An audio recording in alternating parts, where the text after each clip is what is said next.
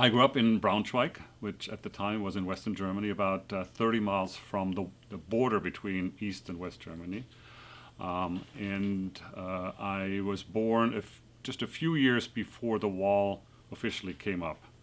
So my entire life that I remember, 30 miles east of my home, was the end of the world. My mother grew up in Silesia, in German that's Schlesien, which is now part of Poland. And after World War II, she emigrated to the western part of Germany before the wall or anything was built. And I remember every Easter and every Christmas, she packed packages for people I didn't know. They happened to be her cousins. Cousins that she grew up with and that she probably spent 15, 20 years of her life with, but who now lived on the other side of the border. In Dresden, one of them in East Berlin as well. And within that framework, I and my three siblings were aware that there was a part of the family that existed, but we had no real contact to. We signed the Christmas cards every year to somebody we had never met. In West Germany, we had access to the East German television, right? And there was a Sandmännchen, which was a little story, a 5-minute every evening, a little story for kids, and the Sandman came out and put sand in the kids' eyes and they all fell asleep. And so we watched that. But what was much more interesting as I grew older, I was watching some of their political commentary, and it was really fascinating to watch our day-to-day television that wasn't all focused obviously on East Germany, but about how we saw the world.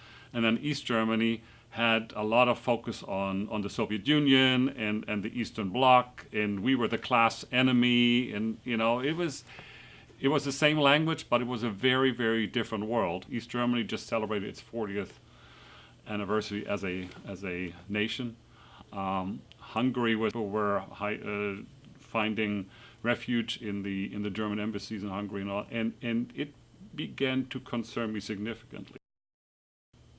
And then the next day, the wall opened, and it was one of those goosebump moments in some way. Right? What just happened? What will happen tomorrow? Is this for real?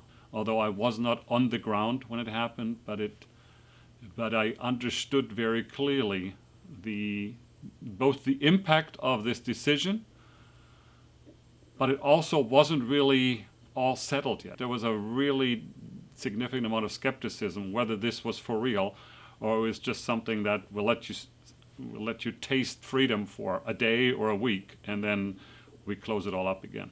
And only after the wall fell, it became clear how different our societies had become in these 30 short years. When you compare to what happened in West Germany versus East Germany just did not have the resources to keep up with technologies, with all the modernizations that it took. And especially many of the smaller villages, or if you went away from the center of Berlin into the outskirts, there were significant infrastructure needs that needed to be met. And it became very obvious that there was a big difference between East and West Germany. We were in Berlin the day that the Brandenburg Gate opened, which wasn't the same day as the wall opened, right? So eventually they removed the barriers, so you could for the first time walk through it.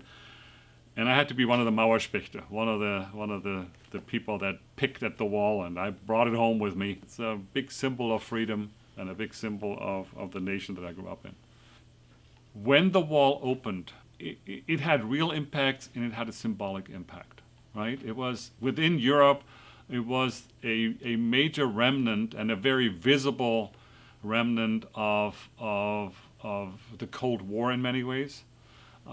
It preceded the fall of the Soviet Union, the breakup of the Soviet Union, right? In many ways, it's a symbol of freedom that somehow people were able to overcome and literally break down a wall that was erected to keep them in. On a very personal level, it showed me that if you set a goal, either for yourself or for your nation, and then you keep working at it, it may take, in this case, decades. It may take months or years. But if you keep working at it through any means possible, you might just be able to change history.